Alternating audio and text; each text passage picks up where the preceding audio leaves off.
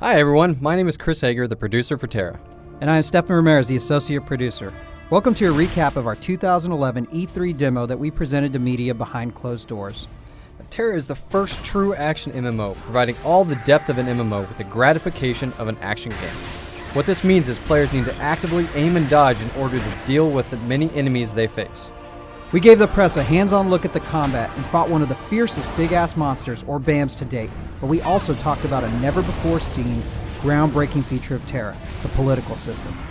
T.E.R.A's political system brings a whole new depth to player engagement. Player engagement is more than guilds, chatting, group play, and other social features that MMOs have. When we say the political system brings a whole new depth to player engagement, we're talking about players influencing the world around them. That's right, that means getting votes, buying votes, smearing your opponents, taking out your competition, raising taxes, making tons of cash money, controlling your province, putting players in prison, running your own events, managing your own towns, and just doing whatever you want. We'll cover the political system in two sections and tell you about a player's rise to power and a player's reign of power. There are two ways to gain political office, and we covered this through the story of Landon, a player that uses charisma, charm, and popularity to gain office.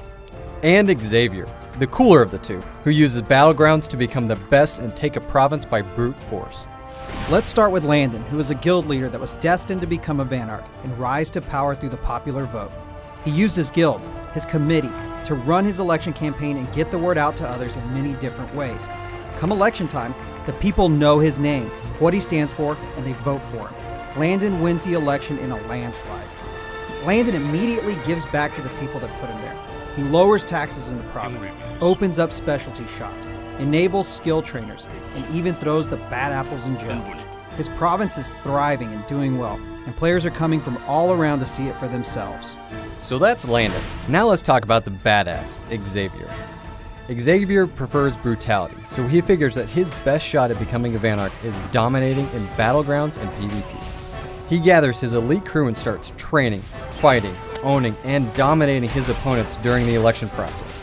This works and Xavier becomes the Vanarch of Ostrogoth. Immediately, Xavier raises taxes in all of his towns, enables open world PK within his province, and trots around on his pimped out Vanarch mount.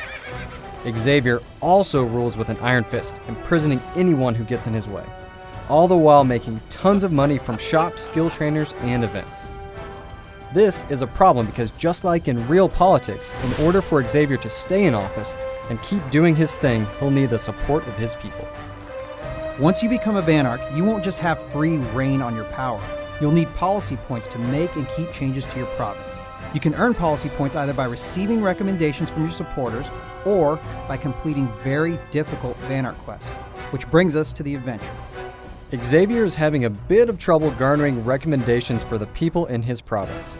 So, in order for him to maintain his privileges, he's decided to undergo a Vanarch quest to get policy points. But this is no ordinary quest.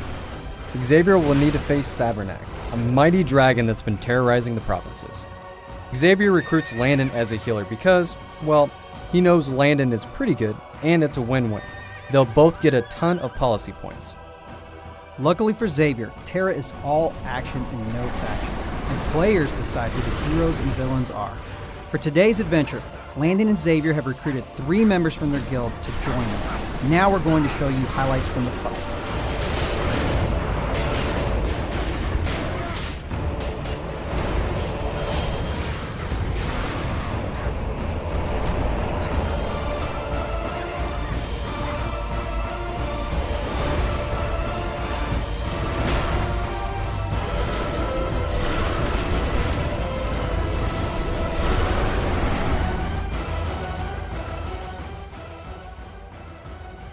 Now you know what we mean when we say T.E.R.A is action.